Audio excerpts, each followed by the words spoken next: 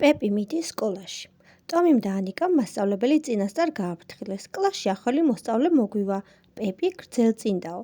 მასწავლებელს უკვე გაგონილი ჰქონდა მასზე. ამ პატარა ქალაქში ყველამ ყველაფერი იცოდა ერთმანეთის, ასე რომ არაფერი გაჰკვირებია. მასწავლებელი მეტად სათნო ქალი იყო, ამიტომ გადაწყვიტა პეპის ისე მოვექცევი, სკოლას შევაყვარებო. პეპის არავისთვის არ შეუხედავს. პირდაპირ ცარიელ მერხს მიუჯდა. მასწავლებელს შენიშვნა არ მიუცია, პირიქით, ალერსიანად უთხრა. კეთილი იყოს, ჩემო პეპი, შენი მოსვლა სკოლაში.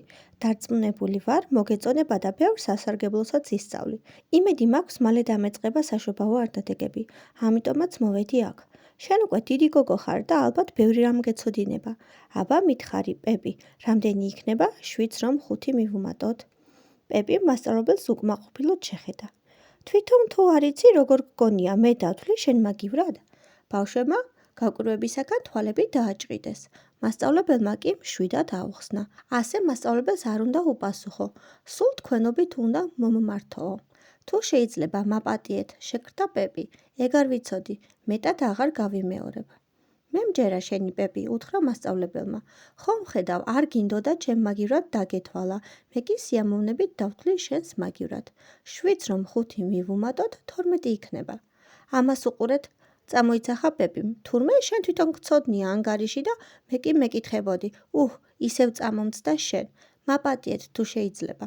მასწავლებელმა უთხრა. გაპატიებ, ოღონდ ახლა ჯობია სხვებიც გამოვიძახოო. აბა ტომი, ამოხსენი აი ეს ამოცანა. ლიზას 7 ვაშლი ჰქონდა, აქსელს 9. რამდენი ვაშლი ჰქონდა ორივეს ერთად? მიდი დათვალე ტომი, ჩაერია უცებ პეპი და ისიც თქვი, რატომ სტკიო და აქსელს ლიზაზე მეტად მუცელი ან ვის ბაღში დაკრიფეს ვაშლები. მასწავლებელმა პეპის სიტყვებს მოუყურვა. მან გადაწყვიტა არითმეტიკა აღარ გამოეკითხა და სხვა რამ ეცადა. გამოიღო კარადიდან ქაღალდის ფურცლები, ფერად-ფერადი ფანქრები. ბავშვებს დაურიგა და უთხრა, დახატეთ რამეო. მასწავლებელი მაგიდას მიუჯდა და ბავშვების ნაწერების შემოწმება დაიწყო. წუთიც არ იყო გასული, თავი ასწია და რას ხედავს. ყველა ბავშვი გაუნձრევლად ზის და პეპის მისჩერებია, რომელიც იატაკზე გაწოლილა და ხატავს.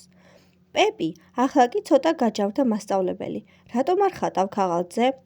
ქაღალდზე რამდენი ხანია დავხატე, მაგრამ ჩემი ცხენის პორტრეტი იმ ერთი ბეწო ფურცელზე არ დაეტია. ახლა წინა ფეხებს ვუხატავ. კუდის დახატვას რომ დავიწყებ, ალბათ დერეფანში მომიწევს გასვლა. მასწავლებელი ერთ წამს ჩაფიქრდა. მერე კი ისევ გადაწყვიტა, არაფრად ჩაეგდო ეს ამბავიც.